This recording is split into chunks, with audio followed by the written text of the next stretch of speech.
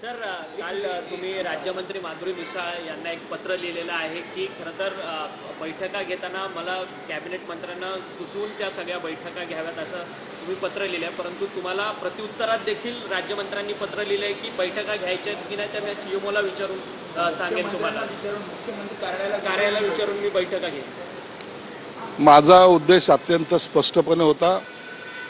काही विषय असे असतात की ज्यामध्ये एखादा जर निर्णय घ्यायचा ठरलं तर तो राज्यमंत्र्याच्या अधिकारात येत नाही किंवा एखादा विषय माझ्यासुद्धा अधिकारात येत नाही. तर ही स्टेप आहेत राज्यमंत्री, कॅबिनेट मंत्री, उपमुख्यमंत्री, मुख्यमंत्री.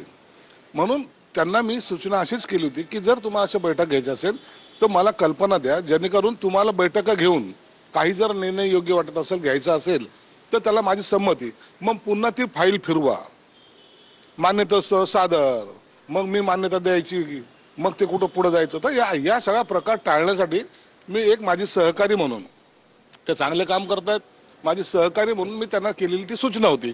याच्यामध्ये कोणत्याही प्रकारचा वाद किंवा विवाद असण्याचं काही कारण नाही आहे किंवा याबद्दलचं आमच्यामध्ये काहीतरी आता महायुतीमध्ये काहीतरी दरी पडली असं समजण्याचं सुद्धा काही कारण नाही.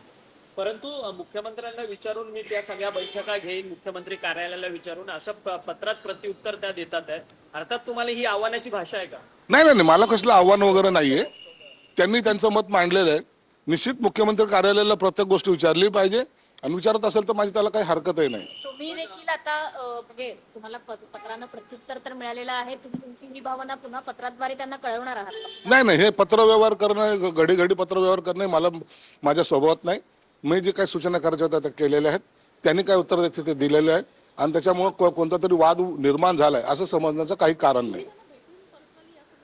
नाही नाही, आता तसं काही भेटण्याचं काही प्रयोजन नाही. आता मी गावाकडे चाललेलो आहे. सर, त्यासोबतच रोहित पवार असं म्हणतायत सरकारमधल्या अनेक मंत्र्यांचे फोन टॅप होत आहेत. त्यांच्या म्हणण्यामध्ये तथ्य असं तुम्हाला वाटतंय की असं काही षडयंत्र सुरू आहे असं तुम्हाला वाटतंय? कारण रोहित पवार असं म्हणतात, त्यांना काय करायचं? आमचे फोन टॅप होत आहेत की नाही होतात हे आम्ही पाहू ना. आणि मला वाटतं असं करायची काही आवश्यकता कशाला आहे? सरकार आमचं आहे, आम्ही सरकारमध्ये आहोत आणि आमचे फोन टॅप कशाला होतील?